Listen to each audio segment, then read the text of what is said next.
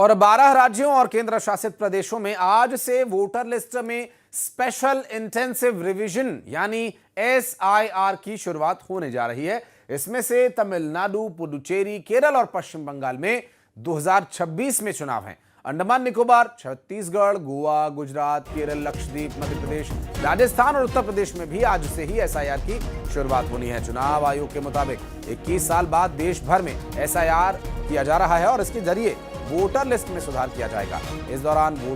अवैध वोटर के नाम लिस्ट से हटाए जाएंगे, जबकि 18 वर्ष से अधिक उम्र के नए वोटर्स के नाम लिस्ट में जोड़े जाएंगे। इसके लिए 5 लाख से ज्यादा बीएलओ यानी बूथ लेवल ऑफिसर और 7 लाख से ज्यादा बूथ लेवल एजेंट्स लगाए गए हैं, जो घर घर जाकर वोटर लिस्ट में नए नाम जोड़ने और अवैध नाम हटाए जाने का काम करेंगे।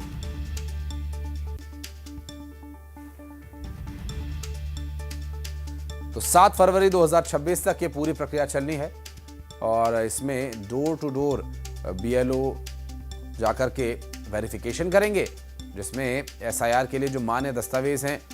चाहे तो आप परिवार रजिस्टर में नाम दिखा दें या फिर जमीन या मकान का आवंटन पत्र दिखा दें, आधार कार्ड भी आप दिखा सकते हैं और पेंशनर पहचान पत्र भी आप शो कर सकते हैं। किसी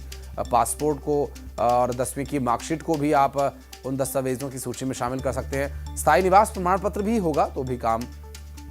अच्छे से चलेगा, या वन अधिकार की तरफ से कोई प्रमाण पत्र आपको जारी किया गया हो, कोई जाति प्रमाण पत्र जो कि केंद्र या राज्य सरकार की तरफ से बनाया गया हो, ऐसे एनआरसी में जो अगर आपका नाम शामिल है, तो ये सभी वो दस्तावेज हैं जो एसआईआर के लिए और वोटर लिस्ट में नाम संशोधन के लिए मान्य माने जाएंगे।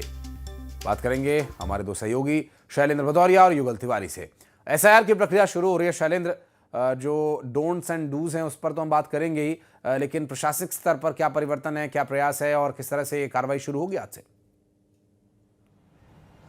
देखिए, बिल्कुल मैं अगर राजधानी मध्य प्रदेश के लिहाज से अगर मैं बात करूं तो मध्य प्रदेश में 65,000 बूथ है और हर बूथ पर जो है 1200 के आसपास वोटर्स है और यानी ये माना जाए कि हर एक बीएलओ के हाथ में 1200 लोगों के वेरिफिकेशन की जिम्मेदारी दी गई है और बीएलओ के अलावा राजनीतिक दल के जो एजेंट हैं वो भी उनके साथ आज से डोर टू डोर जाना शुरू करेंगे और इस पूरे 1 महीने में 3 बार जो है बीएलओ को जो है मतदाता के घर जाना होगा और तमाम जो जानकारियां हैं वो गणना पत्रक जो उसको दिया गया है, जो प्रपत्र दिया गया है, वो उसको भरकर सबमिट करना होगा। तो बहुत महत्वपूर्ण जो प्रक्रिया है जो आज से शुरू हो रही है और निश्चित तौर पर मध्य प्रदेश में या देश के जिन 12 राज्यों में ये प्रक्रिया शुरू हो रही है वहां पर यदि कोई फर्जी मतदाता है, यानी एक से अधिक जगह अगर उसका नाम है या फिर कई बार होता है कि वो वहां से पलायन कर चुका होता है या उसकी किसी कारणवश मृत्यु हो चुकी होती है, लेकिन उसके बावजूद भी उसका अगर नाम सूची में है तो उसको हटाने और नए नाम जो बच्चे 18 साल के हो चुके हैं, कई बार ये होता है कि बच्चे बाहर थे और वहां पर उनके नाम जुड़े हुए थे लेकिन वहां से अब वो वापस अपने माता पिता के पास आ गए, ऐसे लोगों के नाम भी जोड़ने का काम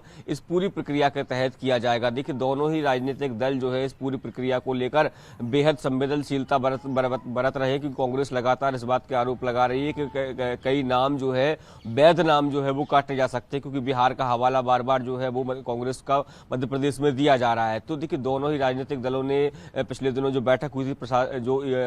निर्वाचन आयोग के साथ, उसमें भी ये कहा था कि बीएलओ के साथ बीएलए भी जाए और जो नाम जोड़े और घटाए जाएंगे उनकी सूची जो है वो सार्वजनिक की जाए, क्योंकि देखिए पूरी प्रक्रिया जब 1 महीने की ये पूरी होगी उसके बाद दावे आपत्तियों का दौर शुरू होगा। यदि किसी व्यक्ति का किसी कारण बस नाम कट गया है तो वो अपना दावा लगा सकता है, बता सकता है कि वो किन्हीं कारणों बस घर नहीं मिला था लेकिन या बाहर नौकरी कर रहा था, तो ऐसे में उसके दावे लिए जाएंगे। उसके साथ ही कई तरह की अगर कोई अवैध नाम है तो उसको लेकर आपत्तियां भी ली जाएगी। तो निर्वाचन आयोग की तरफ से तमाम जो तैयारियां हैं वो पूरी कर ली गई थी। बाकायदा राजनीतिक दलों के साथ राजधानी भोपाल में बैठक हुई थी और इसके साथ ही हर जिला कलेक्टर को निर्देश दिए गए थे कि जिले स्तर पर भी बैठक हो। इसके साथ ही मध्य प्रदेश के निर्वाचन आयोग ने यह भी निर्देश दिए मध्य प्रदेश में कि जब तक ये प्रक्रिया पूरी नहीं हो जाती तब तक जो राजस्व से जुड़े अधिकारी हैं, जो इस पूरी प्रक्रिया में जुड़े अधिकारी, उनका ट्रांसफर नहीं किया जाए, क्योंकि यदि ट्रांसफर होता है तो कहीं ना कहीं जो पूरा कामकाज है वो प्रभावित हो सकता है। तो आज से एसआईआर का काम शुरू हो रहा है, 1 महीने तक ये पूरा काम चलेगा। उसके बाद देखना होगा कि मध्य प्रदेश से कितने नाम घटाए जाते हैं और कितने नाम नए जोड़े जाते हैं। और मौका दिया जा रहा है शैलेंद्र दावा आपत्ति के लिए भी। लेकिन युगल, फिजिकल वेरिफिकेशन जैसे घर में दिवाली की सफाई होती है, कुछ उसी तरह का एक चुनौतीपूर्ण काम होता है। घर में दिवाली की सफाई में हम परिवार के लोग सब थक जाते हैं और बहुत ही चुनौतीपूर्ण ये काम होता है। वैसा ही कुछ नए नाम जोड़ना, पुराने नाम हटाना, डेड वोटर्स को हटाना, ये फिजिकल वेरिफिकेशन करना काफी चुनौतीपूर्ण है और इन चुनौतियों से निपटने के लिए प्रशासन ने क्या तैयारी की हुई है छत्तीसगढ़ में?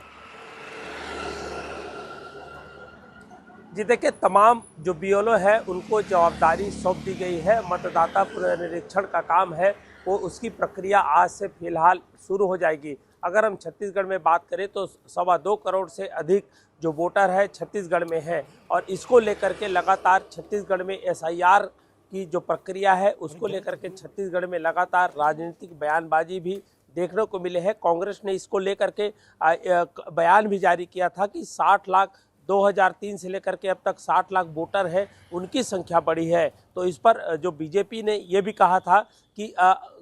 घुसपैठिए है वो कांग्रेस के पसंदीदा है। तो इस पर तंज लगातार जारी है और इस बीच जो मतदाता पुनरीक्षण का काम है उसकी प्रक्रियाएं है आज से शुरू होंगी और सभी बीएलओ को जवाबदारी है और फिलहाल सौंप दी गई है। और जिस तरह से यहाँ पर प्रक्रिया है डोर टू डोर जाएंगे और चूँकि छत्तीसगढ़ में बहुत सारे जैसे क्षेत्र है, जिला है, वहाँ के बहुत सारे जो लोग हैं वो पलायन करते हैं, काम के लिए दूसरे राज्य जाते हैं। ये इस प्रक्रिया में एक बाधा ये भी हो सकती है कि उनके काम के लौटते तक उनके वेरिफिकेशन करने में भी दिक्कतें हैं हो सकती है। इस बीच जो राज्य निर्वाचन जो के पदाधिकारी हैं, मुख्य जो निर्वाचन पदाधिकारी हैं, उनका ये भी कहना है कि इन पर भी दावा आपत्तियां हैं वो भी मंगाई जाएगी। लेकिन लगातार यहाँ पर छत्तीसगढ़ में दूसरे राज्य के लोग भी आते हैं क्योंकि छत्तीसगढ़ की सीमा 8 राज्यों से जुड़ा हुआ है। तो ऐसे में बहुत सारे जो लोग हैं छत्तीसगढ़ के दूसरे राज्य जाते हैं और दूसरे राज्य के कामगार हैं वो छत्तीसगढ़ आते हैं। तो इस लिहाज से एसआईआर की जो प्रक्रिया है काफ़ी महत्वपूर्ण रही जा सकती है। बहुत सारे ऐसे लोग हैं जो दूसरे राज्य से दूसरे जिले भी काम करने जाते हैं। तो ये प्रक्रिया बिल्कुल जो चलेगी, लेकिन इस बीच देखना होगा कि अब कितने नाम है वो काटे जाते हैं और कितने वैध पाए जाते हैं और कितने जो मतदाता है जो बात आपने कही उसमें एक बात और मैं जोड़ते हुए इस बातचीत को आगे बढ़ाऊंगा, क्योंकि जो लोग अगर सहयोग करेंगे, लोगों के पास वेरिफिकेशन के कागज हैं, अगर वो थोड़ी जागरूकता दिखाएंगे तो ये काम जल्दी और आसान तरीके से होगा। क्योंकि बीएलओ के लिए अब काफी चुनौती हो जाती है, फिर डाटा आना, उसको फीड करना और फिर जो बाकी की प्रक्रिया वेरिफिकेशन है या दावा आपत्ति है, इसमें बहुत समय लगता है। तो अगर लोग सहयोग करेंगे तो ये बेहतर तरीके से, जल्दी, आसानी से ये पूरी प्रक्रिया होगी और ये हमारे और आपके लिए ही बेहतर है। और एक स्वच्छ लोकतंत्र के लिए, स्वस्थ लोकतंत्र के लिए ये प्रक्रिया बहुत ही पारदर्शी और बेहतर तरीके से अंजाम दी जाए तो बेहतर होगा। बहुत शुक्रिया आप दोनों का हमारे साथ जुड़ने के लिए, उस पूरे मामले पर जानकारी हमारे दर्शकों तक पहुंचाने के लिए। बढ़ते हैं आगे। ग्वालियर से एक बड़ी खबर आ रही है इस वक्त की, जहां विदेश यात्रा के पास मिला, जहां जीपीएस विदेशी यात्री के पास, माफ कीजिएगा, एक जीपीएस मिला है। ग्वालियर एयरपोर्ट पर ये डिवाइस मिला है नीदरलैंड्स का